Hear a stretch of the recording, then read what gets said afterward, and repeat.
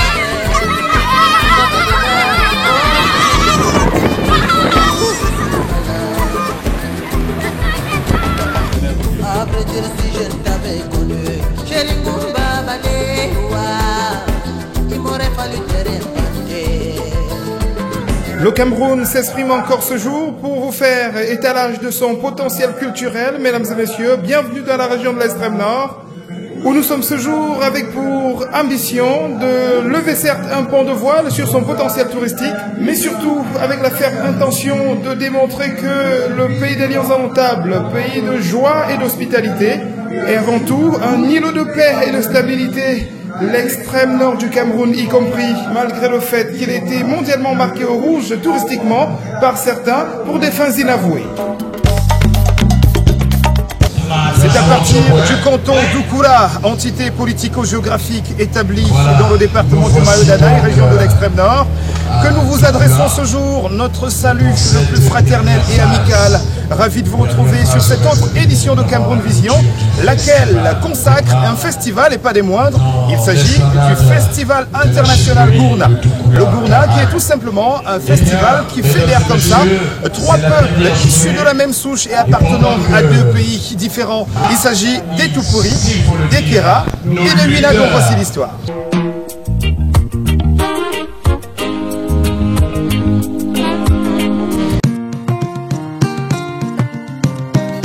Tout commence au mont Ili, alors situé à l'extrême nord du Cameroun, où vivait un peuple appelé les Kera. Meurtri par la misère due à l'aridité du sol des montagnes, un des fils Kera décidera un jour de s'aventurer à aller chercher mieux ailleurs, en descendant du mont Ili pour s'installer dans la vallée et précisément au bord du Larfianga. Le rêve devint réalité et c'est avec bonheur qu'il décidera de s'y installer aux côtés des peuples y résidant déjà. De cette fusion entre lui le Kera et ses peuples préalablement établis, à savoir les Mundans, les Sahara, les Massa et autres, naîtra le peuple Toupuri qui de ce fait est une tribu de synthèse, mais aussi les Wina, avec la langue pour seul brin de différence. Quand un Toupuri du Tchad parle, nous savons qu'il vient du Tchad. Nous comprenons le langage, oui, nous comprenons, mais on de la façon là. Voilà. Nous savons déjà que ça c'est mon frère du Tchad.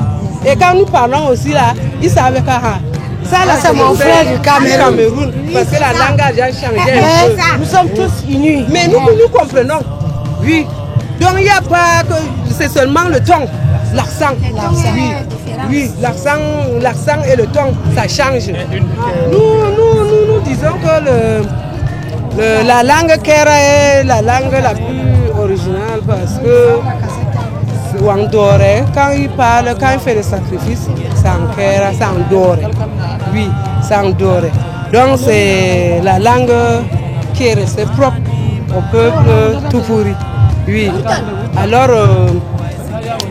tout ce que nous pouvons dire, comme les Blancs nous ont divisés, c'est partout en Afrique comme ça. Même au Gabon, on a donné une partie au Gabon, le Cameroun, vers Oyem là-bas, le Nigeria, Dikwa, la zone de Dikwa est allée au Tchad, en Centrafrique.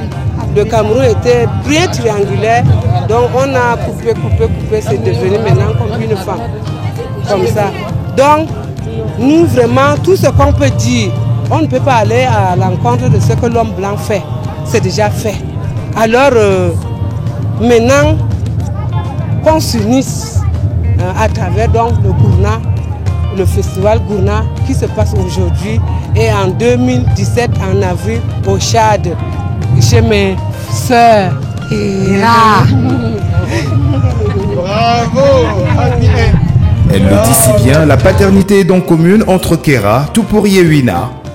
Eux qui depuis l'aube des temps et malgré les délimitations frontalières survenues du fait de la colonisation, laquelle désormais fait du mont Ili et du Larfianga, mais aussi des peuples Kera une appartenance tchadienne, qui en rien n'influence leur cohabitation. Et ces trois peuples-là sont vraiment imbriqués, ils sont soudés, hein?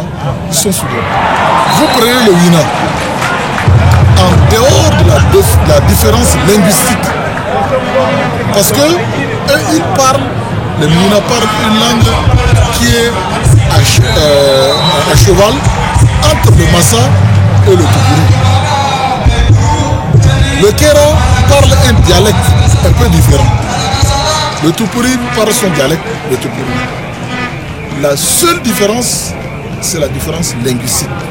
Pour le reste, nous sommes tous ensemble. Nous dansons les mêmes danses.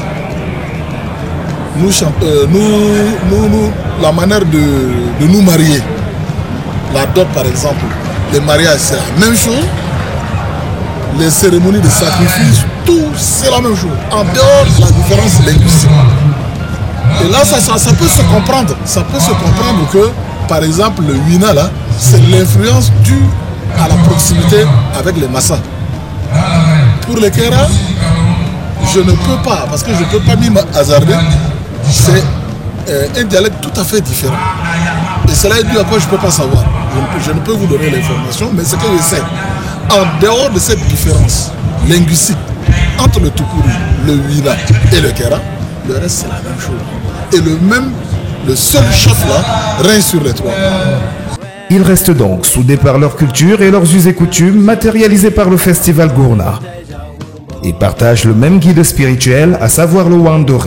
Le Wandore c'est un chef spirituel. C'est un chef spirituel qui règne sur les trois communautés. Malgré qu'il y ait la frontière entre le Tchad et le Cameroun, il règne sur que ce soit les Tupuri, les Kera qui sont ici au Cameroun. Donc c'est un pouvoir comme ça qu'il assure les populations. Il y va prélever son impôt un peu partout, il n'a pas de frontière, il peut cueillir 2 moutons par village, et ainsi de suite, ou bien un peu du mil par-ci par-là. Et il a une autorité morale sur les peuples. Ces peuples-là vénèrent donc ce chef. Donc il a cette autorité-là sur les populations, les trois, c'est-à-dire les Tupuri, les Kera et les Wina. Les Kera se réclament être originaires du Soudan, mais aussi avoir des cousins au Burkina Faso. C'est Doukoula qui nous accueille donc pour cette édition 2016 du Festival international Gourna. Après 2009, 2012 et 2014, organisé en terre tchadienne et précisément à Fianga. localité réputée pour son hospitalité légendaire à laquelle nous avons d'ailleurs goûté. Voici à vous présenter Doukoula et son sympathique peuple, les Karhaï.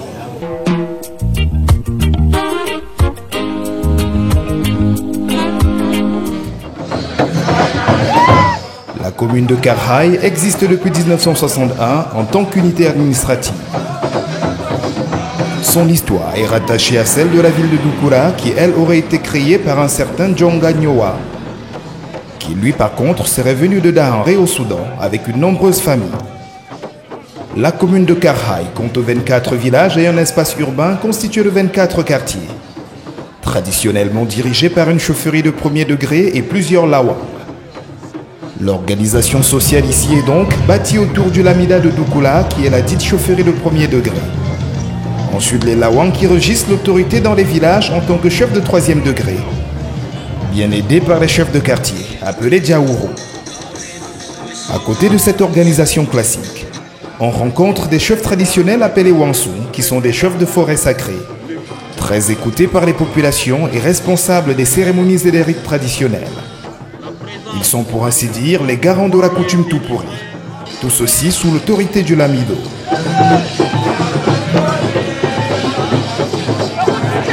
La population de Karhaï tourne autour de 55 000 sujets, la majorité étant constituée d'environ 96% de Tupuri ajoutés au Fulbe, Kanuri, Massa, Mundan et quelques autres ethnies, représentées pour la plupart par des fonctionnaires en poste dans les communes et leurs familles. Le christianisme à Karhaï est la religion majoritaire. Près de 65% de la population est chrétienne de diverses obédiences avec juste à côté. L'islamisme à près de 5%, mais aussi 30% d'animistes, affectionnant le Féokage, entendez la fête du coq. Outre cette organisation traditionnelle, il existe ici plusieurs organisations de la société civile, des associations de développement et des partis politiques qui cohabitent et vivent en paix.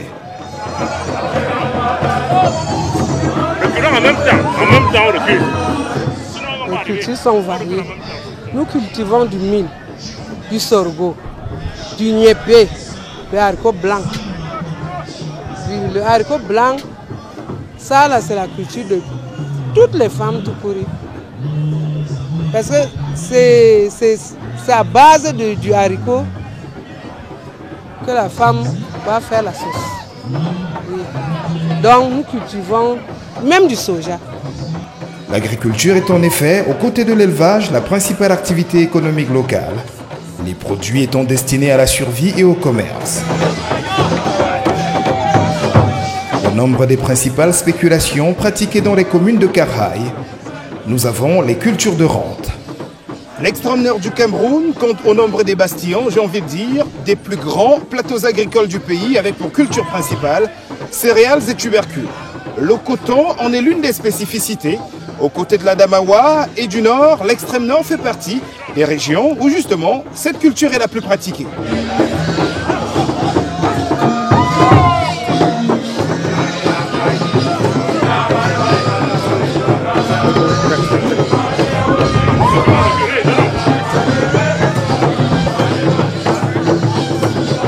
Les céréales ne sont pas du reste, avec le sorgho pluvial, le mouskouari et le mil. Le mil, on a plusieurs variétés. On peut avoir même 5 ou 6 variétés de mil. Le mil rouge, que vous voyez rouge, le mil jaune, le mil blanc, le sorgho, le fonio, le petit mil. Donc beaucoup de variétés. Les légumineuses aussi avec l'arachide, le niébé qui est une race de haricots, ainsi que le sésame dont la culture s'avère être la plus complexe.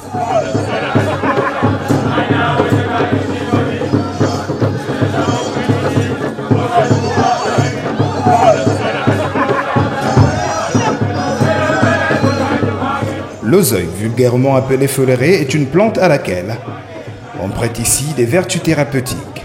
Le foléré, alors, c'est l'or rouge de Tupuri. Tout part du pays de Tupuri, le foléré. Parce que nous savons que ça contient de la vitamine C. Ça donne du sang. Généralement, quand l'enfant est fatigué ou la grande personne est fatiguée, on lui donne le jus de foléré. Et en quelque temps, ils récupèrent.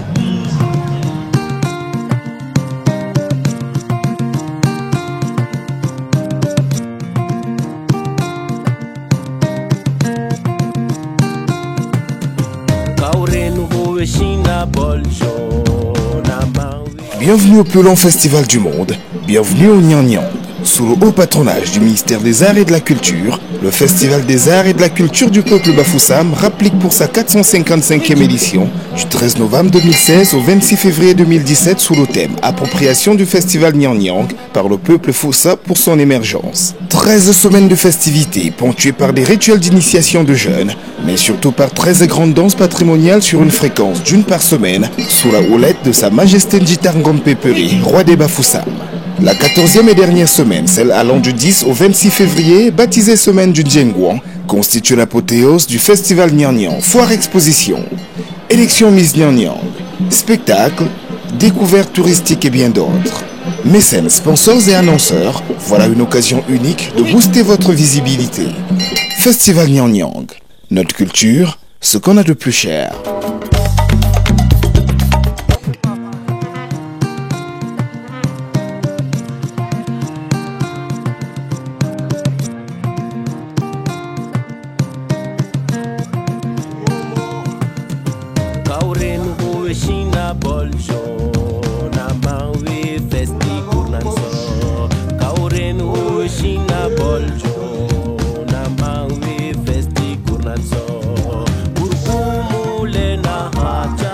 Chaque peuple, dit-on bien souvent, a ses spécificités liées à sa culture et à ses us et coutumes, et les peuples tout pourris, Kera et Wina n'en font pas exception. C'est ce que tente d'ailleurs de nous expliquer ce reportage qui revient un petit peu sur le patrimoine matériel et immatériel local. Moteur.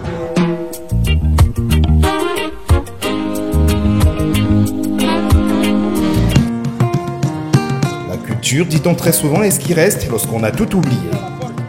C'est conscient de cette vérité que les peuples tout pourris, Kera et Wina du Tchad et du Cameroun, gardent jalousement leur patrimoine. Certains objets, habitudes, us et coutumes qui ont longtemps fait la fierté de ces peuples sont pour ainsi dire entretenus et tant bien que mal pérennisés, malgré l'agressivité du modernisme courant. Le premier patrimoine, le plus partagé ici, est le Wang Doré, guide spirituel des trois peuples, certes établi au Tchad, mais dont l'autorité défie les frontières. Il existe plusieurs types de transformation artisanale de produits agricoles locaux dans le Grand Nord, la plus vulgaire étant la transformation du mil en boisson alcoolisée, très appréciée. On parle bien du bilbil pour ceux qui la connaissent, dont la fabrication est une histoire de femme. Je crois que partout en Afrique, la cuisine, c'est un truc de femme. Les hommes n'ont pas le temps d'aller à la cuisine. Quand vous allez même à la cuisine, on dit que vous êtes devenu une femme. Donc le vin aussi fait partie de la cuisine. Alors, elle fabrique du bilbil, qu'on appelle vin là, c'est le bilbil. C'est fabriqué en 3 jours. C'est de la bière locale. Donc c'est un produit pur et bien cuit, sans saleté. C'est pour ça que les gens consomment, en consomment et ils sont là. Chez les tout-pourris, Kera et Wina se développent 2 types d'habitats. Ceux modernes connus de tous, mais surtout et majoritairement les habitats traditionnels qui se développent de par les villages. Les cases ici sont généralement construites suivant une organisation spécifique, bien propre à ces 3 peuples frères avec pour principaux matériaux la terre ou poto-poto et la paille. Ce sont les hommes qui construisent la case en pays tout pourri. Ils partent chercher de la paille, ils tressent de la paille. Ils viennent donc fabriquer les cases. La femme, c'est le champ et la nourriture à la maison. L'eau, aller chercher de l'eau, faire la cuisine aux hommes et le champ. Je crois que c'est quand même beaucoup pour une femme, non? Nos parents ne connaissaient pas le mur en terre battue ou bien les briques. C'est l'homme blanc qui a quand même amené cette idée. Donc on tressait les pailles. Maintenant vous voyez que c'est des pailles tressées partout. Ça reflète donc le prototype de la case traditionnelle. On a voulu montrer ça à nos enfants. L'organisation intérieure des cases ici est justement le plus impressionnant. Suivons notre guide.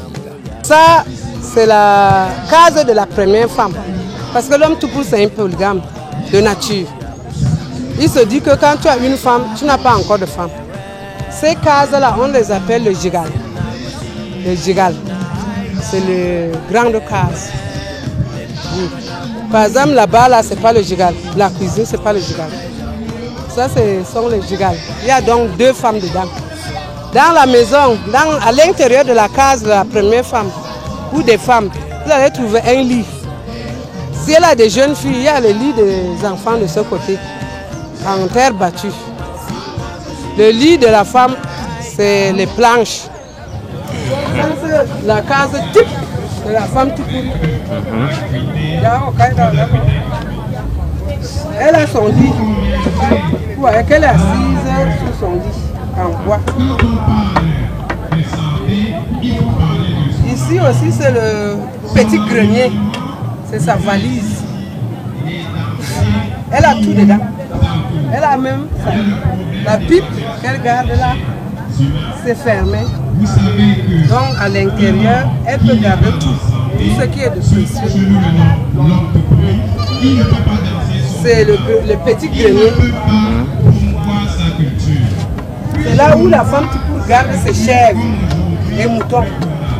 Donc on attache les moutons ici, les chèvres ici. Ils sont attachés là.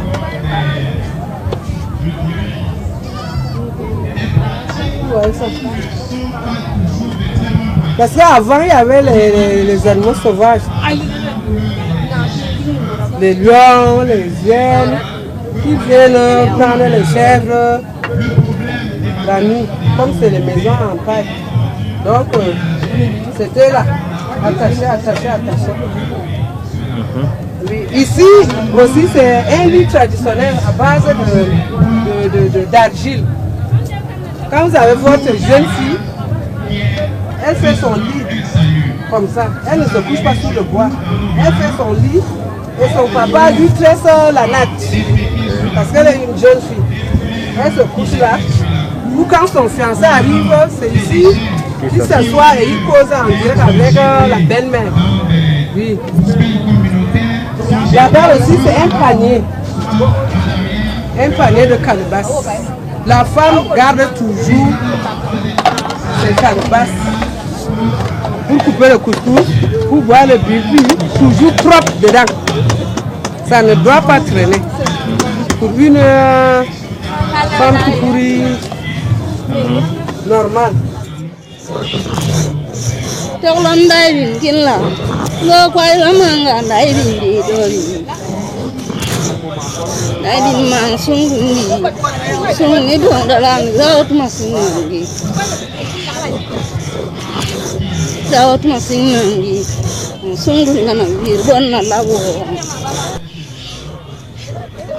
Vous voyez comment elles sont là. Ils sont même là, même avec les hommes, ils sont étonnés. Parce que c'est des trucs qui sont en train de disparaître. Vous voyez, le mil, c'est un grain. Et une femme peut écraser pour remplir toute une marmite comme ça. Réduire le mil en farine, c'est pénible. Et c'est comme ça que la femme tout pourri doit faire chaque matin à 4h, 5h, elle a déjà fini. Elle doit puiser de l'eau, elle vient, elle fait la cuisine à son mari. C'est pour cela que je dis souvent que la femme tout pourri, c'est le super wax des wax. Voilà qui est bien dit. L'organisation extérieure est elle aussi pleine de surprises. L'eau culinaire étant la principale activité. Ici, c'est alors le grand grenier en argile. On a couvert pour que l'eau n'atteigne pas. On l'a habillé là-bas. On a mis le chapeau. Oui, le chapeau, c'est en paille. L'habit, c'est en paille. Ici, c'est en paille. C'est tout, c'est construit par les femmes. Ça veut dire que la femme a attaché le pain, elle a mis le haut, elle a mis le foulard. Oui, ça reflète la femme tout pourrie. Pour monter, nous passons ici, on va dedans. Oui, pour entrer à l'intérieur. Dès qu'on est à ce niveau-là, On enlève ça. Hein? Donc vous voyez comment on a enlevé le chapeau. On entre. À l'intérieur, c'est divisé en compartiments. 4. Il y a le mil jaune, il y a le haricot, il y a l'arachide, il y a le sésame, il y a comment on appelle, et puis même le petit pois. Parce que les cultures entre pays, tout pour c'est varié. Et dedans aussi, tu peux mettre ton trésor. Oui, voilà, tu caches dedans. Et ça, c'est chez l'homme tout pourri. Tu ne peux pas entrer dedans pour voler quelque chose. Oui. Tu entres dans le grenier, tu voles, et le mil, et le sésame, et ceci là, tu vas mourir avec un gros ventre comme le grenier. Le sort là qu'on va jeter sur toi là, parce que ça là, on ne monte pas, n'importe qui ne monte pas dans le grenier pour aller voler. C'est familial, c'est les gens de la maison. La femme qui monte même pour voler un truc de son mari dedans, elle aura un sort. Et c'est le ventre qui va pousser, pousser, pousser, pousser comme le grenier. Et après on va dire elle est morte ou bien j'ai volé telle chose dans le grenier. Oui. Chacun a son grenier. Si vous avez 5 femmes, il y a 5 greniers. Et il y a le grenier de l'homme. Le grenier de l'homme est toujours à côté de la maison de l'homme. Nous, on n'a pas fait 1 parce qu'on ne peut pas faire 3. L'homme a son grenier à lui seul. La femme a son grenier là-bas. L'autre femme aussi. Et le grenier de l'homme, ce n'est que la première femme qui monte dedans. Jamais la deuxième femme. La deuxième femme, même si elle est diminuée comment, même si elle n'a plus de 1000, elle attend l'ordre de son mari pour que la première femme monte lui chercher quelque chose. La première femme là est toujours sacrée. Même si le mari ne l'aime pas, mais elle prend la décision familiale. Nous avons la cuisine de la femme. Nous avons notre foyer. Elle met le bois, elle pose la marmite, elle pose encore une autre marmite ici. Pendant ce temps, il y a le feu qui part comme ça. Ici, c'est un truc pour sécher le mil. On appelle ça le gang. Le gang. Donc quand le mil est encore humide, quand vous récoltez le mil, ou bien quand vous n'avez plus de mil à la maison et que le mil est encore frais, vous prenez du mil, vous coupez du mil, vous venez, vous mettez ici, vous séchez. La femme tout pourra beaucoup à faire. Écraser, aller au champ, aller puiser de l'eau, et souvent même à 11 km, vous allez puiser de l'eau. Vous savez que nous sommes dans une zone sahélienne où il n'y a pas l'eau. Vous allez loin puiser de l'eau, vous revenez, vous faites ceci. On a donc fait les foyers comme ça. L'idée nous est venue de faire des foyers comme ça depuis nos grands-parents. Donc vous mettez le bois comme ça. Une marmite ici, une autre là. Donc les deux cuisent en même temps. Il n'y a pas que je mets d'abord la sauce au feu, après je dépose et après je prends le couscous, non. Et ça on appelle le goubou. Quand la sauce de la femme est déjà sortie du feu, elle ne met pas à terre. Toujours ici, la sauce est toujours là. Protégée des bêtes. Oui. Donc c'est toujours là. La marmite est toujours posée là. Vous allez voir même chez la deuxième femme, il y a aussi. Donc la sauce ne se pose jamais à terre. Là où même le crapaud monte, non, c'est toujours sur le goubou. Après ça, quand on a déjà partagé la nourriture, ça va sur la haie là-bas. Vous avez vu les marmites là-bas, non? Oui, toujours posées là-bas. Ces insectes ne restent pas en bas. C'était quand même un homme, c'était quand même une femme propre dans le temps. Oui. Restons dans le giron féminin et parlons à présent beauté. Les femmes tout pourries, Kera et Uina mettaient à l'époque plusieurs heures à se maquiller pour être belles. Et plusieurs objets dont les courriers en témoignent. On a mis le vert jaune pour montrer que tout ce qui est bien vient du Cameroun. Alors, Ici, là, vous avez remarqué, on appelle ça le gaolan. C'est les trucs que les femmes portent ici. Je ne sais pas si vous avez déjà trouvé les femmes avec...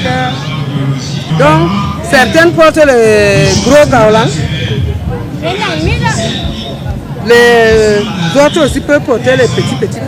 Ça dépend. Those who don't know how Tupuri, Kera, Wina are living, you see it through what we are exposing here.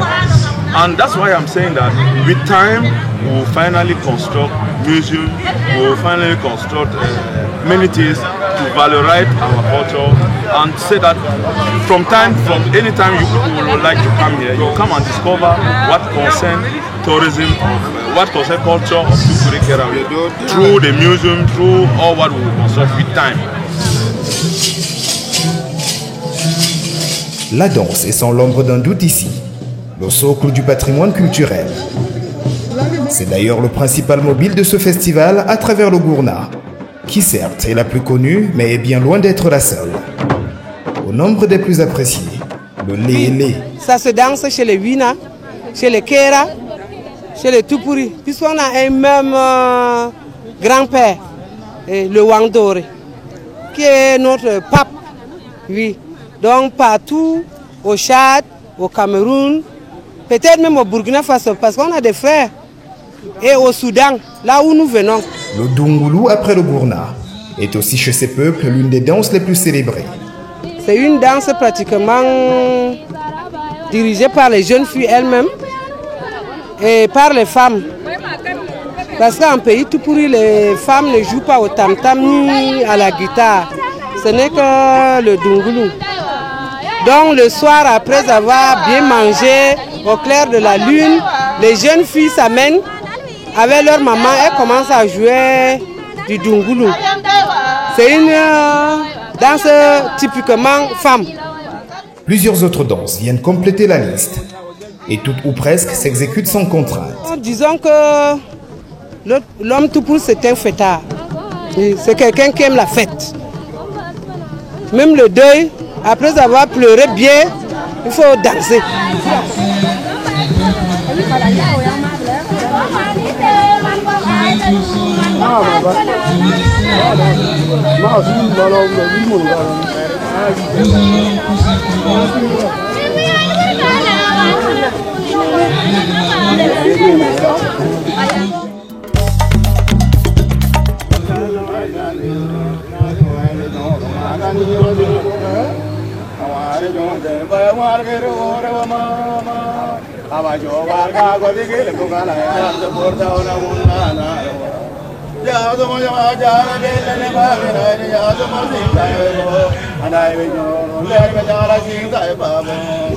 Et le Gourna proprement dit, en venons-en, ce patrimoine commun au peuple Tupuri, Kera et Wina est une sorte de ciment qui les fédère, mais surtout c'est une danse populaire parce que très spectaculaire. Le Gourna, ses tenants, ses aboutissants, c'est le grand reportage du jour. Moteur.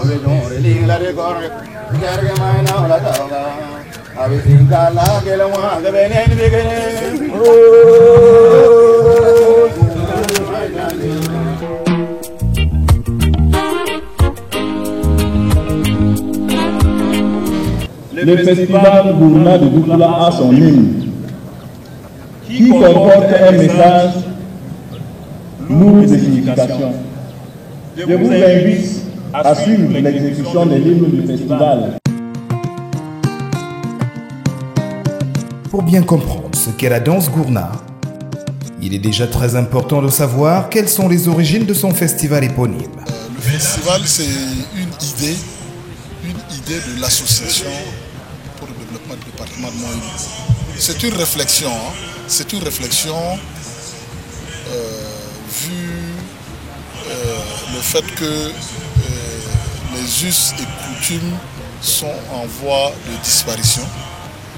Nous avons vu que nos populations ne se comportent pas bien. Il y a certains mots qui minent, il y a l'alcoolisme, il y a le tabagisme, la dépravation des mœurs, tout ça. C'est tous ces éléments-là qui ont dit, mais est-ce qu'il ne faut pas trouver un cadre pour essayer de revaloriser notre culture? Parce que à travers la culture, par le passé, nos populations n'étaient pas dans cet état actuel-là. Hein? Le comportement des biens était prohibé, la consommation de l'alcool était interdite. Dans le gourna, par exemple, le fait de danser le gourna, dès que vous entrez dans le gourna, vous devez être courtois, vous ne devez pas consommer de l'alcool, vous ne devez pas chercher des femmes, le comportement des biens, c'était interdit. Nous avons réfléchi, nous avons dit, mais si nous essayons de créer un cadre pour essayer d'expliquer à la population, à nos populations, qu'il faut revenir au comportement du passé, est-ce que ce n'est pas une bonne chose? Ça c'est un. De deux, notre milieu ici, vous voyez dans nos milieux ici, que ce soit au Tchad ou au Cameroun, il n'y a pas de gisement, il n'y a pas de ressources naturelles comme ça. Alors, nous avons dit, mais ailleurs, un festival comme le FESPACO, par exemple, sert de levier au développement économique du Burkina Faso. Alors nous avons dit, mais il faut quand même penser, même si c'est encore à un état embryonnaire, est-ce qu'on ne peut pas penser à créer quelque chose qui peut un jour servir au développement socio-économique de notre zone? Parce que nous n'avons pas de richesses comme ça, encore connues comme ça. Donc face donc à tout cela, nous avons dit qu'il faut créer ce festival. Le gourna, pour ainsi dire, donne son nom à ce festival. Preuve de l'importance qu'elle revêt au sein de la communauté, aussi bien camerounaise que tchadienne.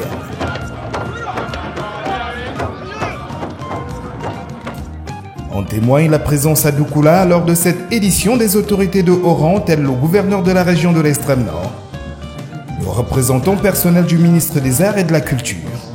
C'est un esprit unitaire et de rassemblement qui guide et anime vos communautés.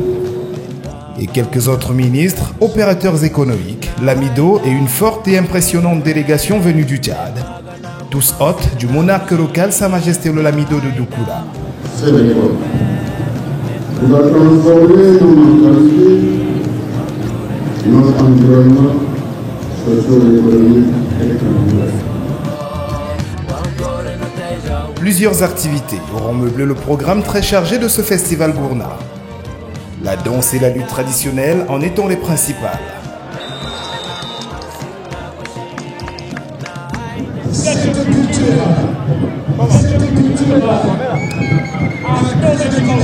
En tant que danse, il existe deux formules de gourna.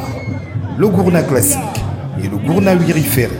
Oui, en pays Tupuri, Kera et Wina, il y a deux sortes de gourna. Nous avons le gourna Wiriwer Firi, donc des tout petits, des jeunes qui vont de 5 à 13 ans, 15 ans. Ça c'est le gourna Wiriwer Firi. Oui, c'est le gourna Wiriwer Firi parce que c'est les plus jeunes. Ils apprennent à danser le vrai gourna. Wiriwer Firi, pourquoi? Parce qu'ils amènent les chèvres. Firi, c'est les chèvres. C'est les chèvres à lait. Et ils prennent le lait. Mais le gourna vrai là, c'est les vaches. Donc, ils font une cure de lait. Ça veut dire que vous restez prendre du lait, vous ne buvez pas, vous restez couché, vous ne travaillez pas et vous prenez du poids. Quand vous avez déjà pris du poids, le gourna, normalement, c'est un homme grand, gros, bien costaud, parce qu'il a pris du lait pendant peut-être 3 mois. C'est là où vous partez donc danser quand il y a une fête. Et ça se danse torse nu. Torse nu, seulement avec la culotte. Et les jeunes filles aussi, elles sont là parce qu'elles vont faire aussi le gourna. Elles amènent aussi leurs vaches. Si elles n'ont pas, elles peuvent aller prendre le lait de leur coéquipier. Alors, elles prennent aussi le lait. Elles prennent du poids. Les muscles ressortent. Elles s'embellissent. Oui, parce qu'elles prennent le beurre de lait.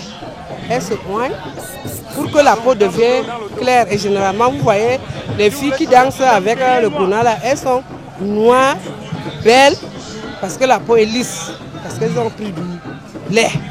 Et elles viennent donc danser avec les hommes. Ça, c'est les jeunes filles. Et le gourna, c'est une société organisée. On ne parle pas de n'importe quoi au gourna, puisqu'ils dorment là-bas. Ils dorment, ils apprennent à chanter. Et le chant, c'est quoi? Le chant du Gourna là, vous allez voir que c'est pour corriger les us et les coutumes, les mœurs en pays Tupuri, Kera et Wina. Quand quelqu'un a mal fait, mal agi, on doit mettre son nom là, on dit ce que tu as fait là, ce n'est pas bien, on chante. Donc quand tu vas comprendre, tu te dis que c'est pas bien, je change. Oui, c'est pour corriger certaines mœurs.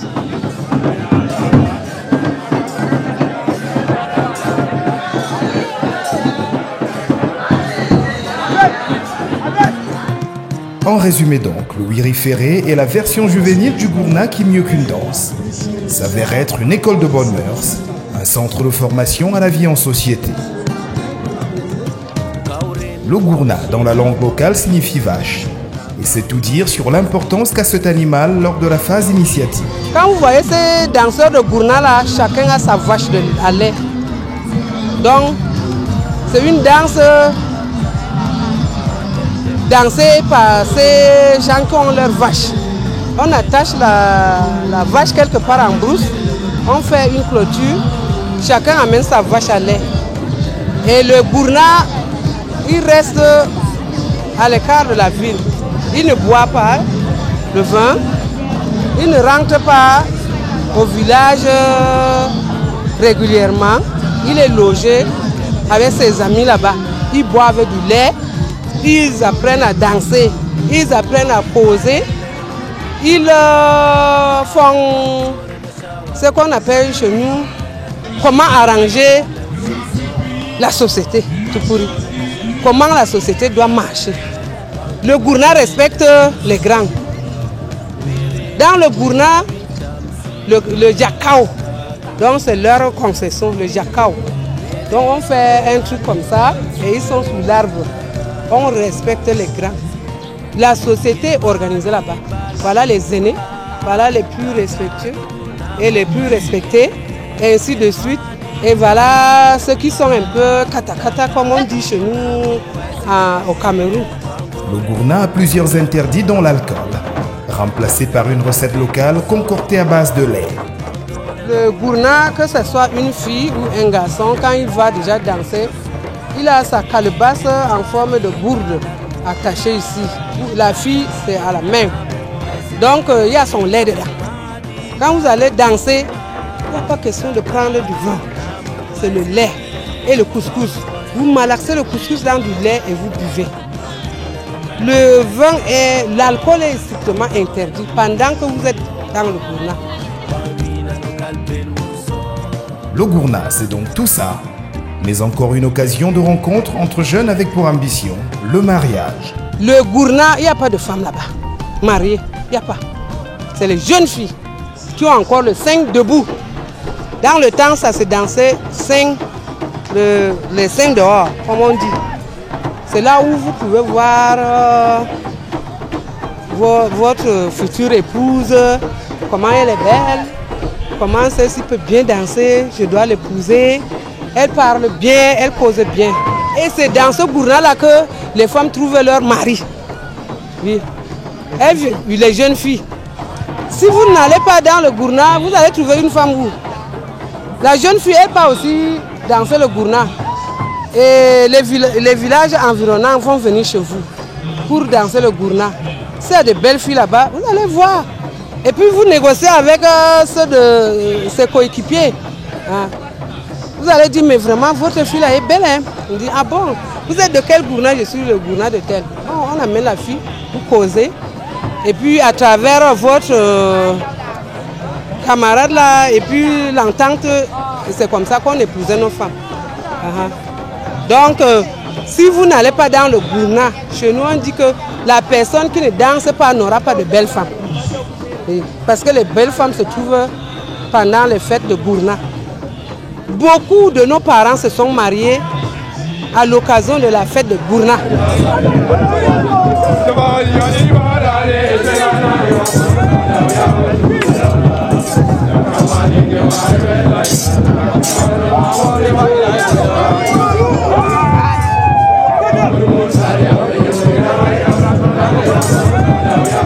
Vous l'aurez constaté, le bâton est l'accessoire incontournable du Gourna. Il symbolise chez les Tupuri, Kera et Wina, la force et le pouvoir. Le gourna, c'est toujours avec le bâton. Le bâton. Toujours avec le bâton. Ce bâton dans le... Si vous trouvez un type qui danse sans bâton, on le chasse. Il sort du groupe. C'est toujours le bâton. Et c'est avec ce bâton, toujours. Ça signifie quoi? Ça signifie que le bâton, c'est la force de l'homme Tupuri. L'homme Tupuri n'a pas l'arme. Il n'a pas le couteau, comme généralement on dit, les nordistes sont là, le couteau, c'est le bâton. L'homme Tupuri danse avec le bâton. L'homme Tupuri dort avec le bâton. Dès qu'il y a un bruit dans la maison, dans la concession, dans le village, la nuit, il sort avec son bâton. Ça signifie beaucoup de choses. En sortant, tu peux croiser un voleur, tu es déjà prêt. En allant peut-être chasser, il faut ton bâton. En voyageant, il faut ton bâton. En dansant, il faut ton bâton. Donc, le Tupuri doit avoir son gros bâton de danse. Et c'est une arme en même temps.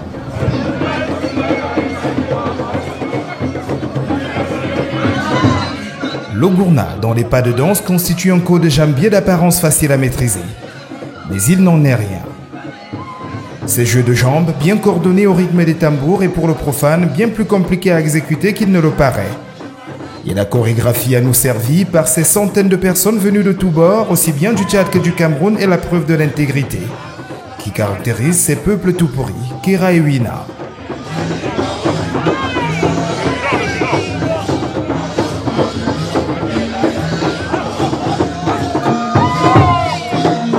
Les délégations du Tchad et des différents villages du Cameroun se seront donc enchaînées ainsi 3 jours durant, au plaisir des invités et du public venu nombreux, et ceux de partout, mais aussi du jury qui au final remettra le prix du meilleur groupe de danseurs gourna au Tchad, une distinction qui ici faisait l'unanimité.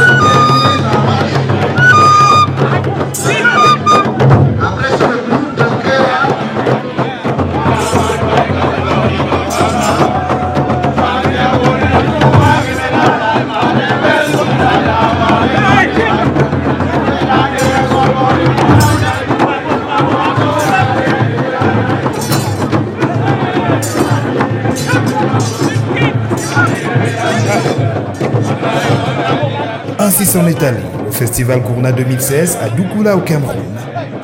Rendez-vous au prochain numéro du côté de Fianga, en République du Tchad.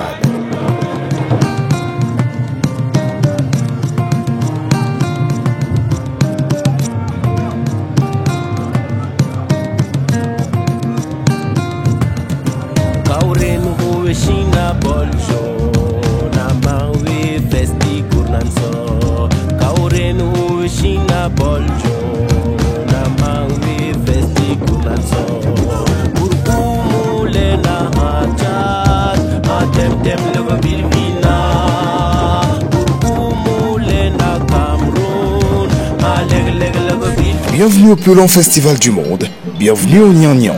Sous le haut patronage du ministère des Arts et de la Culture, le Festival des Arts et de la Culture du peuple Bafoussam rapplique pour sa 455e édition du 13 novembre 2016 au 26 février 2017 sous le thème « Appropriation du Festival Niang Niang par le peuple Foussa pour son émergence ». 13 semaines de festivités ponctuées par des rituels d'initiation de jeunes, mais surtout par 13 grandes danses patrimoniales sur une fréquence d'une par semaine sous la houlette de Sa Majesté Njitar Ngom Peperi, roi des Bafoussam. La 14e et dernière semaine, celle allant du 10 au 26 février, baptisée semaine du Djengouan, constitue l'apothéose du festival Niang Niang, foire exposition, élection Miss Niang Niang, spectacle, découvertes touristiques et bien d'autres. Mécènes, sponsors et annonceurs, voilà une occasion unique de booster votre visibilité. Festival Niang Niang, notre culture, ce qu'on a de plus cher. Je veux vous dire en toute sincérité, en toute honnêteté, les journalistes en général sont habitués, s'ils veulent se spécialiser, c'est soit dans le domaine des sports, économie, politique et sociale. C'est rare que vous voyez les journalistes qui s'intéressent dans le domaine des cultures. Et je vous dis sincèrement que c'est à travers Cameroun Vision qu'on commence à susciter l'intérêt dans la culture, soit camerounaise et africaine. Vous êtes en train de sortir les éléments qui intéressent les gens. Si bien que aujourd'hui, personnellement, et pour beaucoup d'autres, quand on voit Cameroun Vision, on sait qu'il y a quelque chose de spécial qui va sortir de là. Donc, je suis en train de vous encourager de continuer d'œuvrer dans ce domaine. Dans la vie, quand on veut faire quelque chose, faites bien et vous serez rémunéré dans ce domaine. Vous avez choisi promouvoir la culture africaine. Je crois que un jour, ça sera écrit en lettres d'or que c'est à travers Cameroun Vision que la culture africaine a été promue ici au Cameroun et ailleurs. Je vous félicite, je vous encourage, il faut continuer parce que ce domaine est tellement intéressant et il y a beaucoup de choses à œuvrer, il y a beaucoup de choses à développer et à exposer dans ce domaine. Tous mes encouragements et merci beaucoup. Bienvenue à Cameroun.